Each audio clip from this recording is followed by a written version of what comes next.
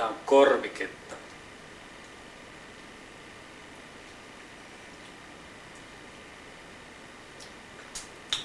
Mä olin Yleisradion saunassa yksin oikeastaan sulkemisajan jälkeen. Mä rupesin himottaa ja miettimään. Sitten mulla oli pakko panna uimahousut jalkaan, kun mä menin saunaan.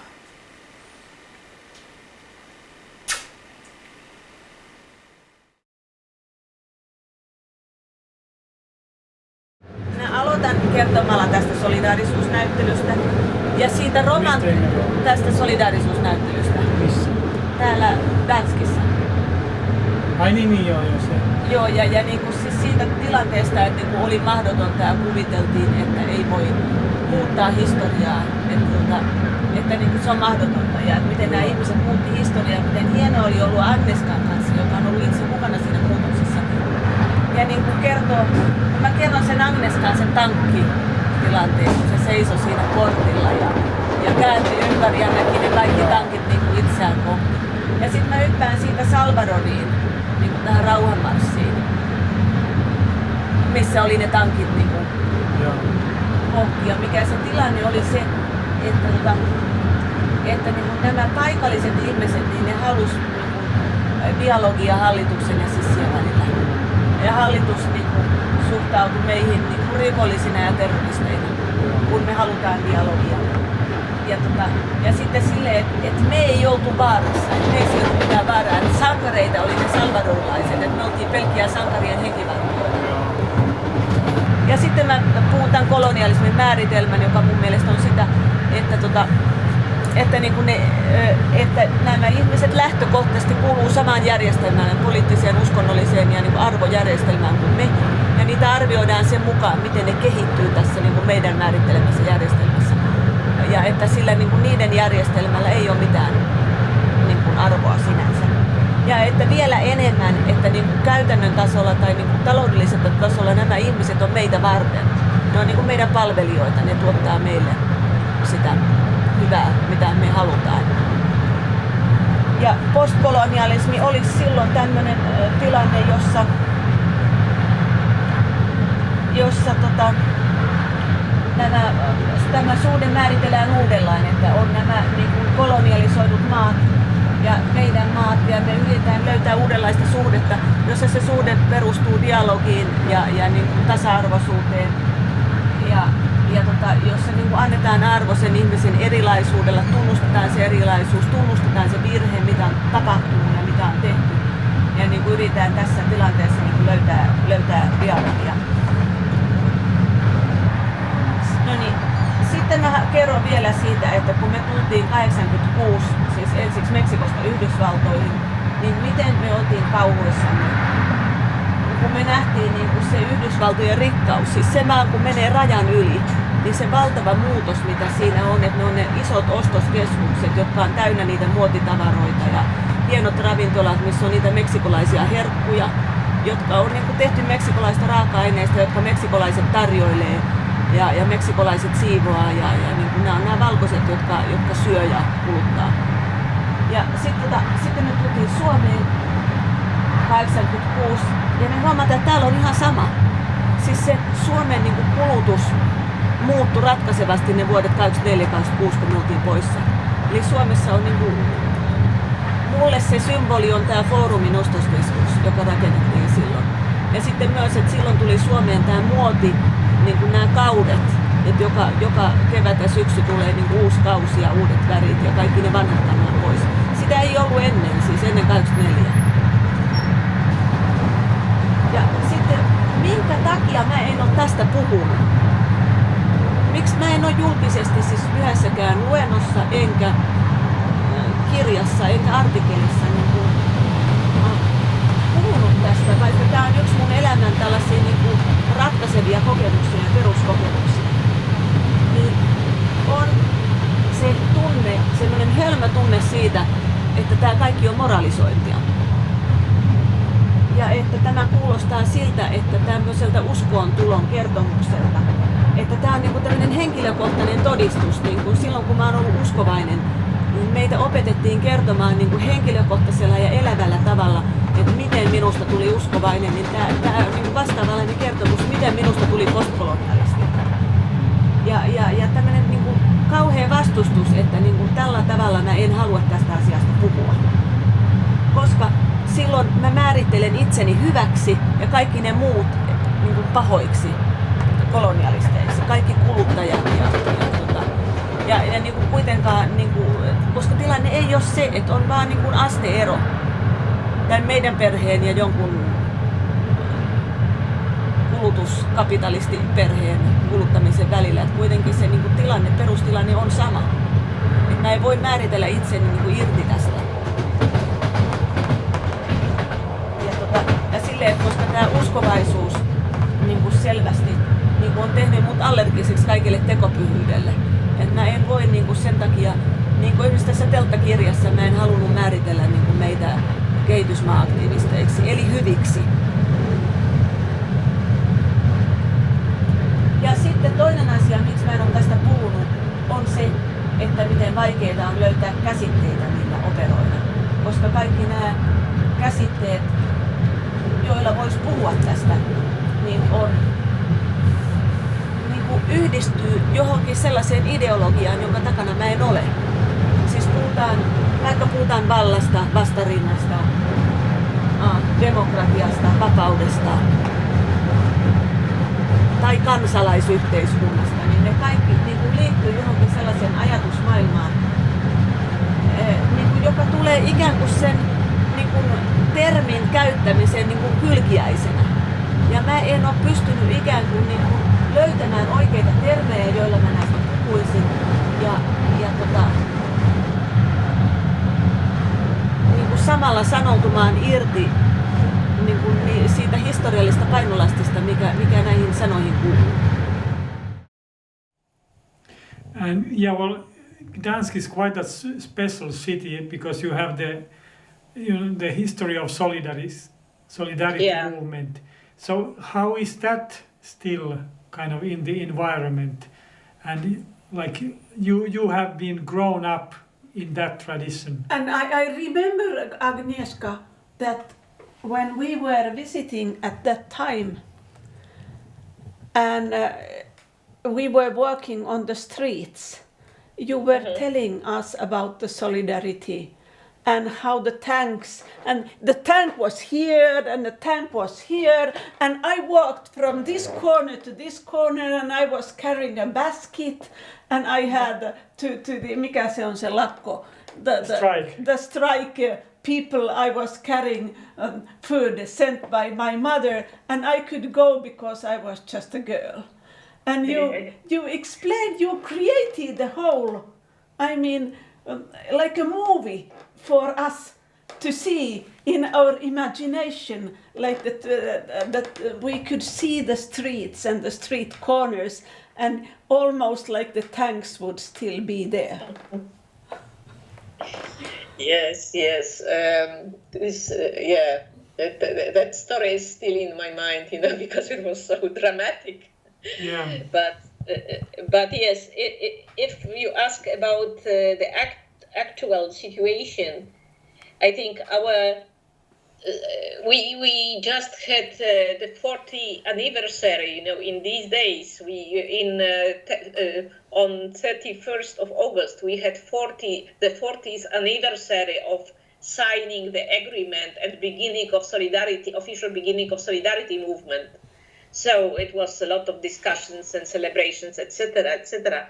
But what I could say that right now our society is extremely unsolidar. So everything is just opposite, and we are very much divided. There are, people supporting left ideas and right-wing ideas, and they cannot communicate at all. They just hate each other. And the achievement of solidarity movement and these agreements signed by Wałęsa in the shipyard, it was just a result of the skill to dialogue with the enemies, and we lost this skills. We cannot dialogue with our enemies, and we just can shout at each other and blame each other, so it is also very strange, but we are just on completely another edge as the society now, and it's very sad. We completely don't know how to dialogue with each other. So it is funny because it's so clear if Poland is like a circle on the map. It's the shape of Poland is circle. So it's just divided, to two halves, like an apple, So the east part supports the right-wing party, and the west part supports the left and center party, and they cannot communicate. It's absolute division. Even in families, people stop to talk to their relatives if they support different parties, and it's very sad, and no one has an idea what to do with this and how to unite the people. So how do you feel yourself? Because I know that your art is based on dialogue and so on. So what is your solution? I mean, how can you survive? Actually, I think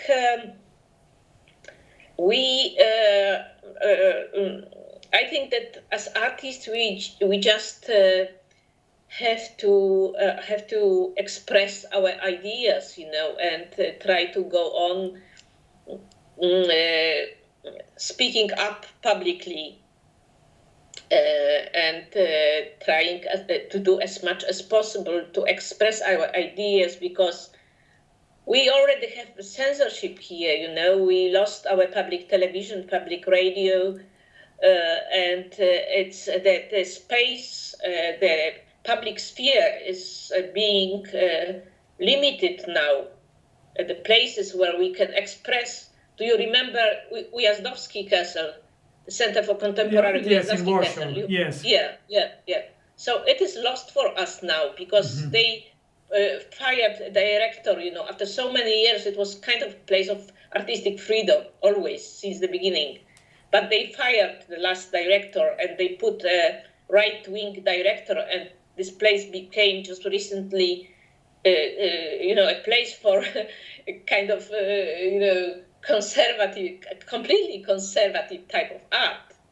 So soon we wouldn't have places to show, and so it's just a question how we should survive also as artists to be free, because very soon we will lose also opportunities to receive public money to support our art, to receive money from the Ministry of Culture. It is already difficult because if you write what you want to do, they censor you. And so we have to rethink where we could act and in what form we could act to have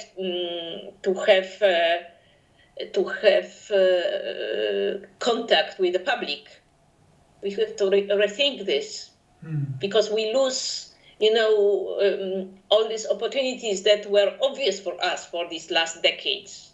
It was obvious that we can go to public cultural institutions, exhibition spaces, etc. And now it stops to be so obvious. So, we have to think what to do and how to self-organize. They also want to limit,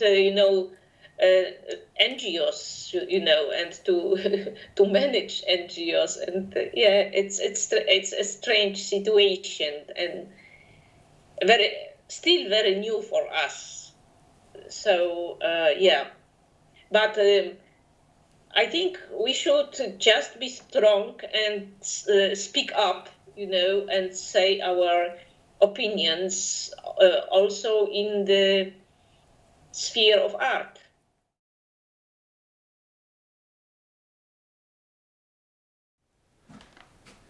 Mä oon nyt pukeutunut mun unen mukaisesti, että Kuvataideakatemialla on jossain saksalaisessa kaupungissa iso vaihtonäyttely ja mä tuun sinne kampukselle niin, että mä oon tällä tavalla pukeutunut. Tosi tässä on joku, se on Bild-Zeitung, jossa oli joku alaston nainen tässä kuvassa ja mä nyt näin kuulin. Mä ajattelin, että mä menen sinne päärakennukseen, kun silloin se on mun huone ja mun rinkka ja sitten mulla on vaatteet ja mä pukeudun. Niin sitten tietenkin siinä kampuksella poliisi pysäyttää mut, ja kun se tulee takaa ja näkee, että eihän sillä ole mitään. Ja sitten mä istun alas niin, että sitten mun takapuoli ei näy ja sitten tulee joku opiskelija ja sitten mä sanon sille, että ensin se on viemässä mut putkaan kyllä, se poliisi, mutta se on tämmöinen nuori, vähän yli 20. Sitten sanoo, että ei, että mä oon tänne menossa. Kävisikö toi hakisi vessasta vessapaperia ja sitten mä kääriydyn siihen ja käärin itteni niin kuin vaippaa. Ja no sit mä odottelen ja istun siinä nurtsille, että se kysyy, että miksi mä oon noin, niin, että oliko se ottamassa aurinkoa. Ja sitten mä sanon, en osaa vastata, koska mä nyt olin vaan muuten vaan, mulla on vähän tapana. Niin sitten se kaveri tulee, niin sitten siellä on sellaisia isoja piirustuspaperit, johon on itse asiassa tehty jotain Kuvataideakatemian strategisia kaavioita. Ja mä otan semmoisen kovan paperin ja sitten se tietysti repeytyy. Ensinnäkin siitä rullasta yritetään saada yksi irti ja se on tietysti vaikeaa yhdellä kädellä. Ja mä saan sen sitten kierrettyä ja sitten mä lähden niin kuin siinä piirustuspaperin käärittyneenä lähden sinne, menen sisään omaan huoneeseen, mutta sitten se onkin niin, että se ovi, tai minne mä oon menossa, niin siellä onkin avajaiset ja Hanna Johansson on niin kuin lasin kanssa hymyilee mulle ja sitten mä ajattelin, että mä menen vessaan ja mulla on jostain syystä mulla on nyt rinkkakin mukana ja mä revin sitä mukana ja mun pitäisi päästä sinne vessaan laittaa vaatteet. Ja mä muistan, että eihän mulla tuossa rinkassa edes ole vaatteita. Ja sitten mulle näytetään, että se vessa on siellä niin kuin sen näyttelyn läpi pitäisi kulkea koko avajaisyleisön. Ja sitten mä siirryn siihen viereen ja niin seinustalla ja siinä tulee ensi ilta avajaisväkeä ja sitten mä vaan rupean naurattamaan semmoista se ei ole mitenkään vapautunutta naurua. Ja sitten kun mä herään, niin mä tajun, että siinä naurussa on myös jotakin se Jokerin naurua, kun mä oon katsonut sitä kaamea.